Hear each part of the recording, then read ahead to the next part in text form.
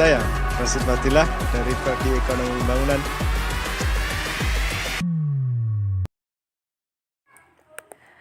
Kabupaten Ponorogo mempunyai luas wilayah persawahan yang kurang lebih sebesar 34.801 hektar. Menurut sensus Dinas Pertanian Ponorogo, produksi hasil pertanian yang ada di Ponorogo adalah padi, jagung, kacang tanah, kacang hijau, dan kedelai. Komoditas padi di Kabupaten Ponorogo merupakan komoditas pertanian paling dominan dengan tingkat produksi yang paling besar dibanding dengan tingkat produksi komoditas pertanian lainnya. Sehingga Ponorogo menjadi salah satu penghasil beras terbanyak di Jawa Timur. Luas lahan sawah di Kecamatan Balong menurut BPS atau Badan Pusat Statistik Kabupaten Ponorogo cenderung konsisten.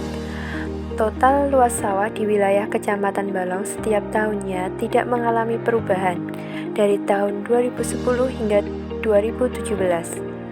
Luas lahan sawah tidak berkurang dan tidak bertambah, dengan luas lahan 2.402 hektar. Meskipun ada beberapa desa atau kelurahan mengalami penurunan dan peningkatan. Dari data ini dapat diketahui bahwa masyarakat di wilayah Kecamatan Balong masih banyak yang mempertahankan lahan pertanian sebagai mata pencaharian pokoknya, khususnya bertani padi. Luas lahan pertanian yang tersedia akan mempengaruhi jumlah dari padi yang dihasilkan. Meningkatnya produksi padi akan menjadi penyumbang dalam penghasil PDRB di Kabupaten Ponorogo. Selain itu, kebutuhan bahan pokok juga ikut terpenuhi, terutama pasokan beras. Dari data produksi padi di wilayah Kecamatan Balong dapat dilihat bahwa produksi padi tertinggi terjadi pada tahun 2015 dengan jumlah produksi sebanyak 33.069,20 ton. Sedangkan jumlah produksi terendah terjadi pada tahun 2011 dengan jumlah 20.765,64 ton. Banyak faktor yang menjadi penyebab naik turunnya produksi padi khususnya di wilayah Kecamatan Balong, yaitu masalah kesuburan tanahnya, pemakaian pupuknya, bibit, serta cara bercocok tanamnya. Di wilayah Kecamatan Balong, pekerja sebagai petani jumlahnya mengalami grafik naik turun. Untuk penurunan yang sangat signifikan terjadi pada tahun 2011. Jumlah bermata pencaharian di pertanian sebesar 14.549 jiwa dan menurun menjadi 12.485 jiwa. Penurunan itu terjadi karena banyak petani padi yang beralih profesi menjadi pekerja di luar negeri. Selain itu, juga banyak yang bekerja sebagai serabutan di kota. Pendapatan sebagai petani yang kecil dianggap sebagai salah satu indikator petani alih profesi. Kebutuhan hidup yang tinggi, harga bahan pokok yang mahal, serta inflasi yang terjadi pada saat ini juga menjadi salah satu indikator penurunan petani padi di wilayah Kecamatan Balong. Walaupun di tahun 2012 jumlah petani mengalami peningkatan menjadi 13.026 jiwa hingga tahun berikutnya, akan tetapi angka ini masih dinilai rendah, tidak terjadi peningkatan yang sangat signifikan. Produksi padi di wilayah Kecamatan Balong yang cenderung stabil memunculkan ide untuk membuka usaha penggilingan padi. Usaha penggilingan padi dinilai sangat menjanjikan.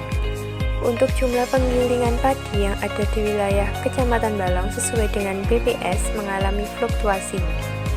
Akan tetapi, angka tersebut cenderung stabil.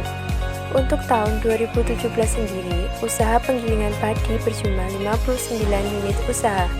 Sedangkan jumlah tenaga kerja penggilingan padi di Kecamatan Balong berdasarkan data BPS mengalami penurunan. Usaha penggilingan padi di wilayah Kecamatan Balong tidak berskala kecil saja, ada juga yang berskala besar.